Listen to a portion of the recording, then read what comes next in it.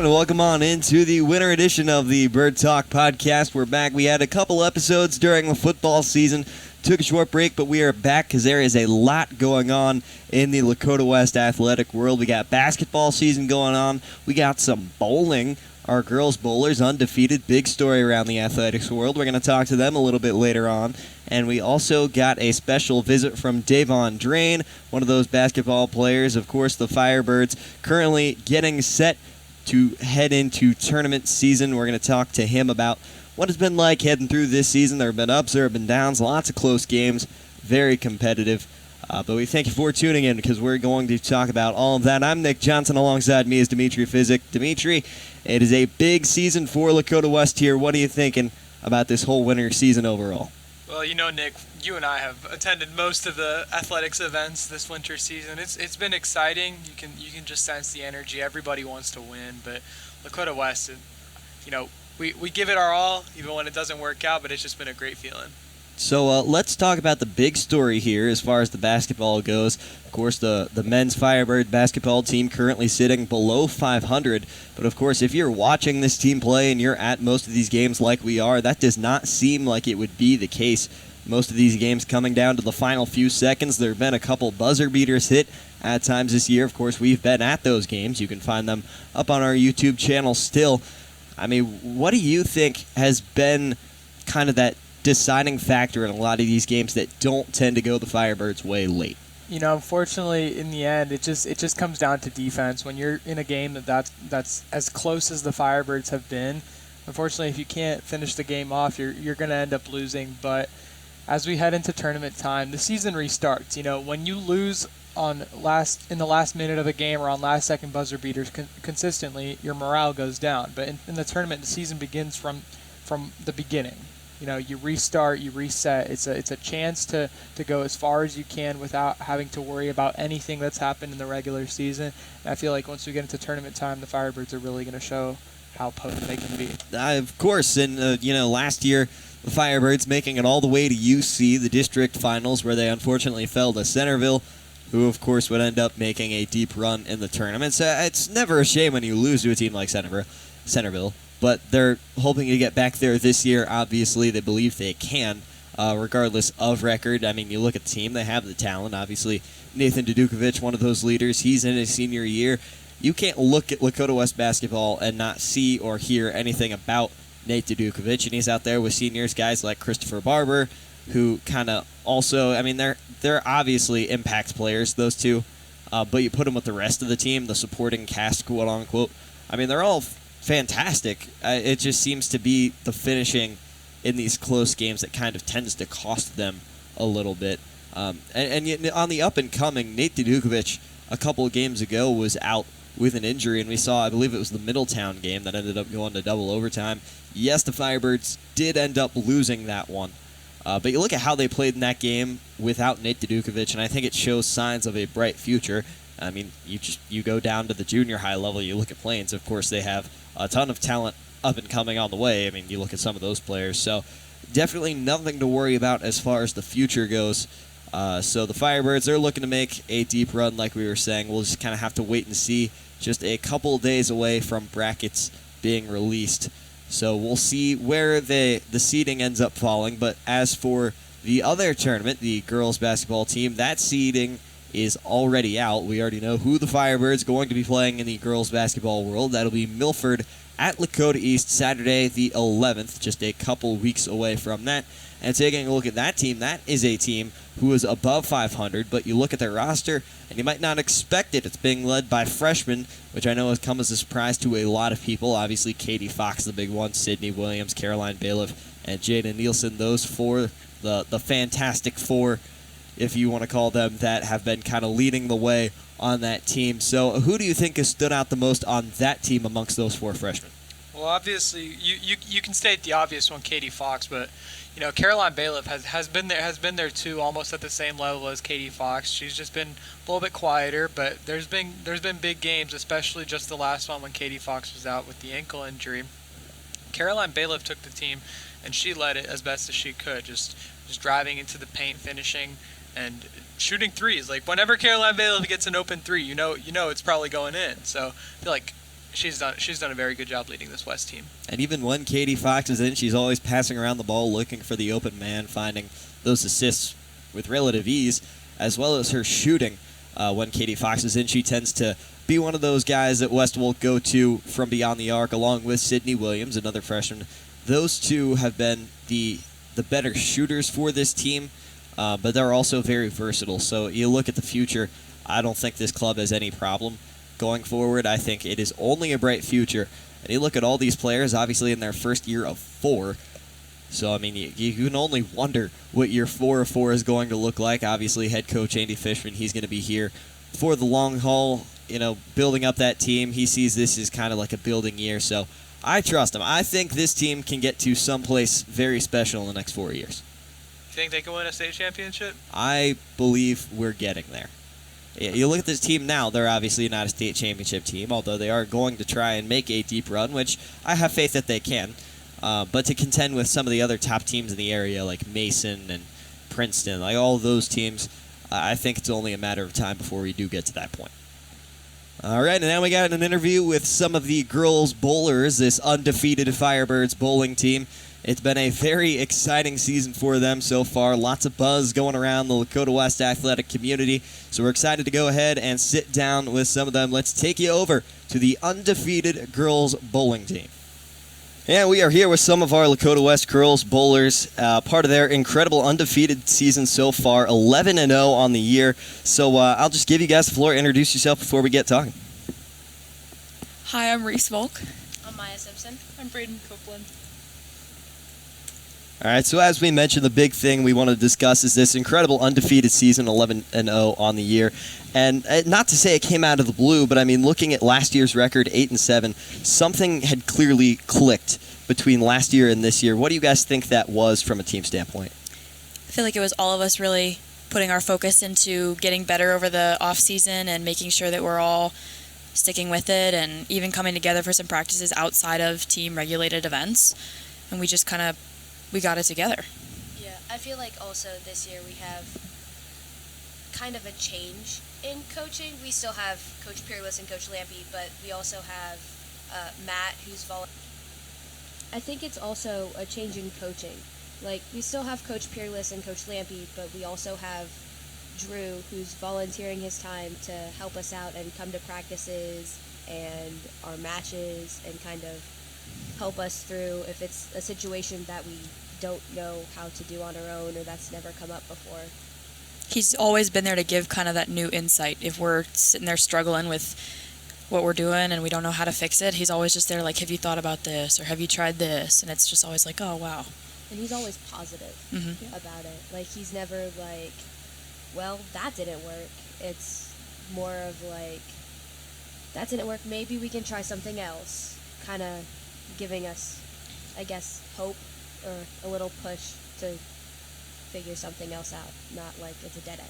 He gives us slow changes too. He doesn't give us too many things at once. Gives us like one change at a time. And then I think also is that like from sectionals last year, how we were just a place away from getting into districts.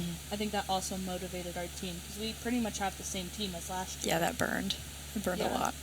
Just being like a couple pins down from making it to districts, I think that motivated us as well. So other than records, some other ways you guys have been successful this year is just in average pins per game as well as total pins. I mean, by leaps and bounds better than the rest of the GMC. I mean, how does it feel to have that level of success?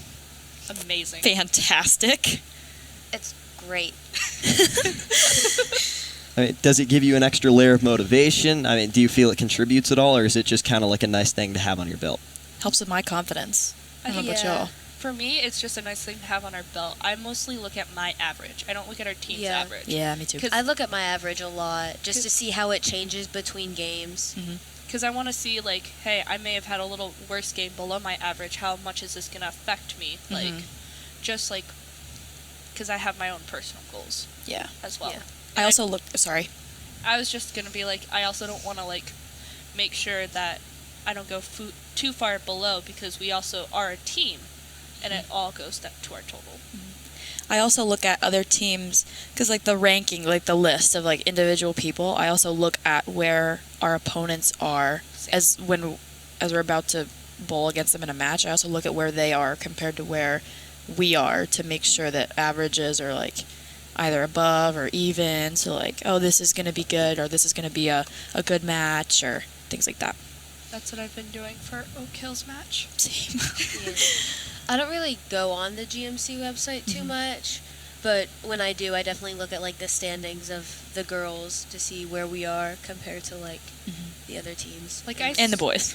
Yeah, I don't look at the boys that I, much. I No don't. offense I to do them. sometimes. Look at the boys. Sometimes. Either. I feel a little bad sometimes, just because. Well, no, they had a lot of their great players leave last year, so it's That's just true, building yeah. up great players again. Yes.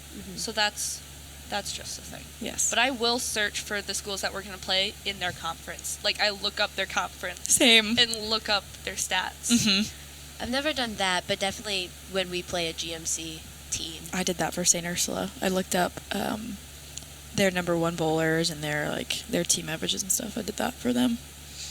But that's the only ones I've done it for. So as far as being undefeated goes, I mean, obviously it's incredible no matter what sport you're playing. I know bowling, kind of one of the sports that tend to fly under the radar, but I mean, it obviously is a very big deal around the school. People are talking about it, and it seems like this year, more than most, people are starting to pay attention to this team. So as far as the new energy goes, the new eyeballs that you have put on this team, I mean, are you guys feeling that at all? Does it add pressure? Does it make you guys better at what you do? What's that been like? I don't think I've felt the new eyes on us, but it was nice when Mr. Brown and Mr. Kaufman were able to come and see us in one of our matches. That made us definitely feel more noticed than in the past. Yeah. I feel like the new eyes on us don't really, at least it doesn't affect me, but I feel like maybe the most pressure isn't people noticing the bowling team, but just like the upcoming match we have against Oak Hills, because they're another one in the GMC and they're also really good. I feel them a little bit because I get people that come up to me and talk to me about it. So I don't think about it during the match, obviously, so I don't let that affect me, but I get it from people like my teachers. It's really nice to feel, I don't want to say pressure, but like feel support, because I get talked to about bowling and like, oh, you have another match coming up, or oh, you did well. Like, it feels nice to have support because that's what it feels like rather than pressure. Yeah. Yeah, It's nice to feel noticed Mhm. and seen and kind of like appreciated, I guess. I had a teacher say, like, good job to me the other day, and I was like, what for? And they're like, bowling, you did really well. And I was like, oh, thank you. Because we weren't on the announcements ever, just because, I mean, our record wasn't as well, and I think now all of our players have improved enough where it's like getting attention. Yeah. We're experiencing a lot of firsts, and it feels really, really nice. So as far as continuing on in this season, is your approach affected by game as you go on, as you keep winning and I guess a lack of losing? I mean, how do you visit a new game? With the same mentality we've had for the rest. I mean, we go in, you do your job, and if you do it well, you come away with a win. That's the simple answer, but every person's different, so we each have to kind of come together and have kind of a huddle before, and we make sure that everyone's feeling okay this day, or we make sure like we're putting the best ones out there to kind of get the job done. I think it depends on who we play with, too. Mm-hmm. Because, like, I know when I play with either Maya or Stephanie, I feel like I do my personal best, Mm-hmm. just because I need to have a little bit of, like, pressure relief, which is through comedy, Mm-hmm. and we definitely make that happen, and that's when I feel like I do my best. Mm-hmm. I feel like that's true for me as well. Like, who I'm placed with depends on how much I'm focused on the game versus how much I kind of, like, am able to clear my mind before I go up. Like, if I'm with Brayden or Stephanie, I feel it's a lot more fun for me, and I think that makes me do better because I'm not, like, hyper-focusing on what I'm doing, where I'm standing, how I'm throwing the ball. It just kind of helps to clear my mind and have that blank slate as I go up. We also throw around the same ball, so, like, if we need help, we're able to ask each other. And, like, even if we don't know what to do, we can just go ask Reese on the other lane and just be like, yo, I need help. And we're just willingness to help each other as well, which is nice. So another question I have, just out of curiosity, is as you remain undefeated, I know a lot of sports, I mean, superstition kind of plays a big role. You look at baseball and hockey, like two of the big ones specifically. I got to ask, bowling-wise, are there any like weird little things you do before a match that kind of, gives you a little bit more hope or kind of calms you down before you take the lance? I think there's not really like any rituals or anything that we do before a match, but when we get into like the huddle before we start and we do like West on 3 and do that, there's definitely like a lot of energy that goes into it. I don't know if that answers your question at all, but that's kind of what we do. I have to go up on the approach and just test it out like 2 or 3, 4 times just to make sure I'm like not gonna fall and I'm not gonna like mess up or it's not sticky. But other than that, the basic ones that I do even for volleyball, I have to put my left shoe on before I put my right shoe on. I have to do everything to my left before I do everything to my right. But that's just me. I don't have any. I don't think I have any either. I mean, just because like I'm kind of more new in bowling, so I don't think created those either. Mhm. So as far as any highlights you guys have from this year, what were some of the matches you guys enjoyed the most? Some of the people you enjoyed going up against the most, like the memories you have from this year. Fairfield was really fun for me because I feel like our team when we did the cheers was equal. Yeah, we're really More loud. equal with their team doing the cheers. Like I feel like we were both loud. Usually when we play against teams, we're really loud and they're very quiet. And we get looked at funny. Yeah, Same but with Little Fairfield was a Miami, lot though. more. Same with Little Miami. Yeah, Little Miami last week was a great match because everybody did well. Emily came out with a 189 and a 204. That was her highest ever both games. She had a 182 high previously, so that was a really big highlight. Yeah. And the St. Ursula match was a good highlight for the whole team because we came out and won by 36. I think so, yeah. So like that was a really close match, and I think we all were feeling it after Baker's.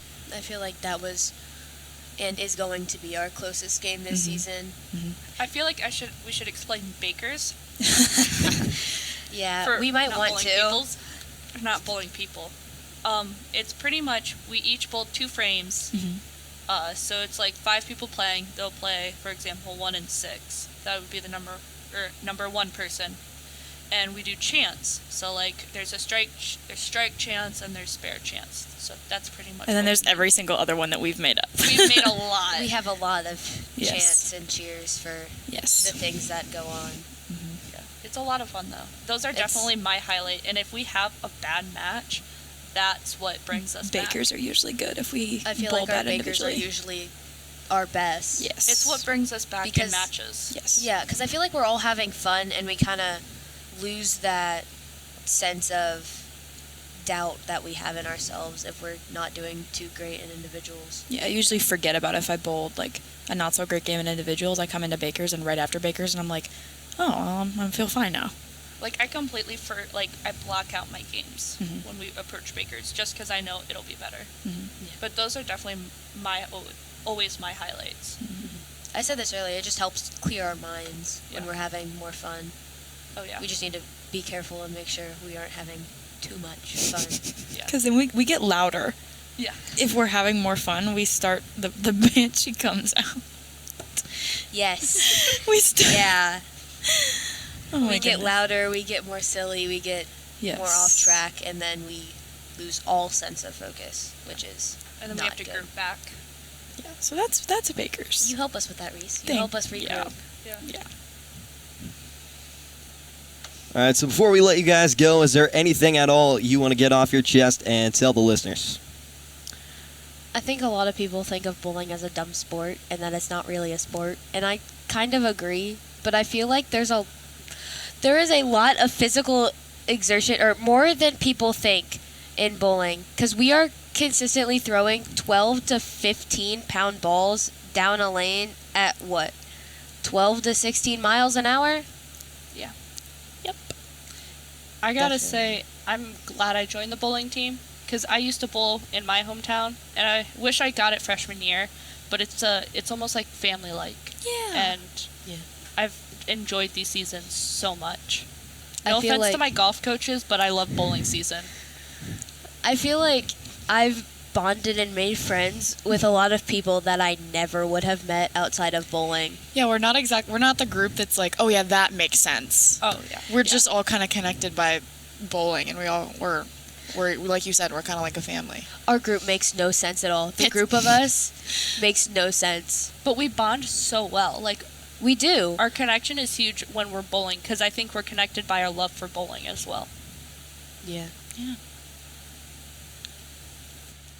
All right, so now we are going to transition it over. Davon Drane joining us on the podcast.